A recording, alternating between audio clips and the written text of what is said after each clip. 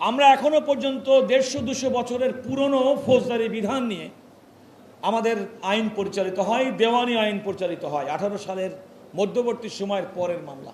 অন্যায়ের বিরুদ্ধে সাংবাদিকরা সঠিকভাবে সত্যটা তুলে ধরবে, এটাই প্রত্যাশা, এটাই গণতান্ত্রিক রাষ্ট্রের বিধান। এবং আমরা মনে করি সংবাদপত্র সেই স্বাধীনতা ভোগ করবে। কিন্তু আজকে আমাদেরকে ব্যালেন্স করতে হবে।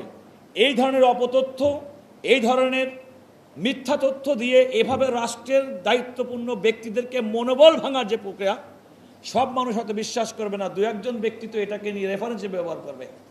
এই যে ইনজুরি, সোশ্যাল ইনজুরি, ভালো কাজ করার ক্ষেত্রে যে প্রতিবন্ধকতা, তার বিরুদ্ধে কি ব্যবস্থা গ্রহণ করবেন সে ব্যাপারে সময় এসেছে চিন্তা করার, সিদ্ধান্ত নেওয়ার। আরেকটি কথা বলে যাব মাননীয় মন্ত্রী, আইনের সঙ্গে সংবাদপত্র এবং আধুনিক সংবাদ প্রকাশের সম্পর্কে মাননীয় মন্ত্রী মহোদয়কে দৃষ্টিতে শুনবেন। আমরা এখনো পর্যন্ত 150-200 বছরের পুরনো ফৌজদারি বিধান নিয়ে আমাদের আইন পরিচালিত হয়, দেওয়ানি আইন পরিচালিত হয়। 18 সালের মধ্যবর্তী সময়ের পরের মামলা। আইন অথচ যুগ বদলেছে, প্রতিনিয়ত আমরা এআই তার ভালো জিনিস এবং খারাপ জিনিসের সঙ্গে আমরা সংঘর্ষ করছি, দ্বন্দ্ব করছি। মানুষ সোশ্যাল মিডিয়াতে এআই জেনারেটেড কোনো ফেক নিউজ এমনভাবে বিশ্বাস করা শুরু করেছে, জাতীয় পর্যায়ের অনেক নেতৃবৃন্দ সেই নিউজের সূত্র ধরে নিজের প্রতিক্রিয়া ব্যক্ত করেছেন, পরবর্তীতে ক্ষমা চেয়েছেন। অতি সম্প্রতি আমি নাম বললাম না, জাতীয় পর্যায়ের নেতৃবৃন্দ। তাহলে এই যখন আমাদের আর্টিফিশিয়াল ইন্টেলিজেন্সের যখন অবস্থা, সেই ক্ষেত্রে আমাদের আইন কিন্তু যুগোপযোগী না। আমি অতি সম্প্রতি লক্ষ্য করেছি সাইবার সুরক্ষা আইন, এটি সংশোধনের জন্য একটা মন্ত্রী পরিষদের কমিটি গঠন করা হয়েছে। মাননীয় মন্ত্রী সেই কমিটির সদস্য বলে জেনেছি। আগামী দিনের চ্যালেঞ্জ মোকাবেলায়, তথ্য সন্ত্রাস মোকাবেলায়, কিংবা আগামী দিনের সময়ের ক্ষেত্রে with the advancement of artificial intelligence আমাদের আইনটাকেও যুগোপযোগী করতে হবে। আমি একটা খেয়াল করে দেখেন, আপনারা সাংবাদিক বন্ধুদেরকে আমি আপনাদেরকে অনুরোধ করব, 8 তারিখে একটা মামলার শুনানি আছে, আপনারা শুনানিতে থাকবেন। জনাব শিশির মনির সেই মামলার বাদীপক্ষের আইনজীবী। আপনারা খেয়াল করবেন, আমাদের যে কোনো ফৌজদারি মামলায় যখন তদন্তকারী কর্মকর্তা যখন কোনো জিনিস মালামাল সিজ করে, এর কিন্তু ব্যবস্থাপনা হয়। আপনি যদি শাহবাগ দিয়ে যান, দেখবেন থানার পাশে পুরনো জং ধরা গাড়ি পড়ে আছে।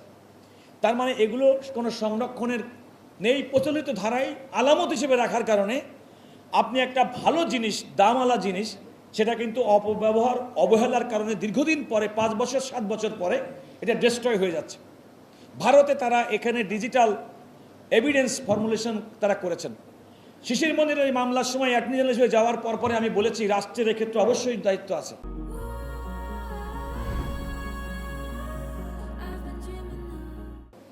আমি তাৎক্ষণিকভাবে মাননীয় স্বরাষ্ট্রমন্ত্রীকে ফোন করেছি, স্বরাষ্ট্রমন্ত্রীর সঙ্গে সাক্ষাৎ করেছি। স্বরাষ্ট্রমন্ত্রী এই বিষয়টির গুরুত্ব অনুধাবন করে তাৎক্ষণিকভাবে স্বরাষ্ট্র সচিবকে দিয়ে একটা হাই পাওয়ার একটা মিটিং, যেটা অ্যাটর্নি জেনারেলের সভাপতিত্বে অনুষ্ঠিত হবে আগামী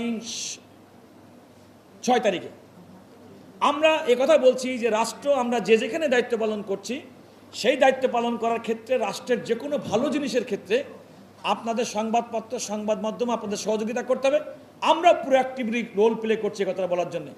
শেষ কথা বলবো মাননীয় মন্ত্রী, আগামী দিনের জন্য it's a very alarming thing, take it from me.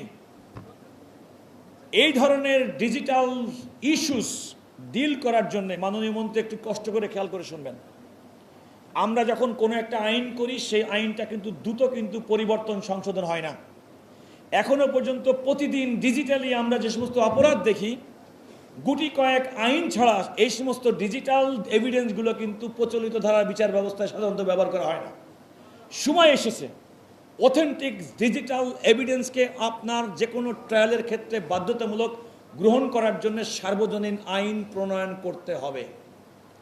দ্বিতীয়ত, আইন যখন করবেন, আইনের মধ্যে এমন বিধান থাকবে যে প্রশাসনিক সিদ্ধান্ত কিংবা সংশ্লিষ্ট মন্ত্রীর মাধ্যমে, পরবর্তীতে আদেশের মাধ্যমে সময় উপযোগী ওই আইনের সঙ্গে সামঞ্জস্যপূর্ণ নতুন কোনো অপরাধকে অ্যাড্রেস করার জন্যে সংশোধনীর তাৎক্ষণিক ব্যবস্থা থাকবে। তা নাহলে দিন দিন ডিজিটাল ফর্মে যে ধরনের অপরাধ আমরা প্রতিনিয়ত নতুন মাত্রায় দেখছি, সেগুলো ডিল করার জন্য আমাদের প্রচলিত আইন যথেষ্ট নয়, অপ্রতুল।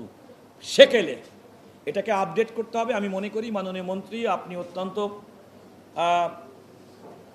আধুনিক মানুষ, আধুনিক চিন্তা চেতনা করছেন, আপনার কথার মধ্যে সেগুলো প্রকাশ পায়। আমি বিশ্বাস করি আমি যা বলতে চেয়েছি আপনারা সবাই বুঝেছেন এবং মাননীয় মন্ত্রী নিশ্চয়ই সে বিষয়টির গুরুত্ব দিবেন, এটা আমার বিশ্বাস। আপনাদের সবাইকে অসংখ্য ধন্যবাদ। আসসালামু আলাইকুম।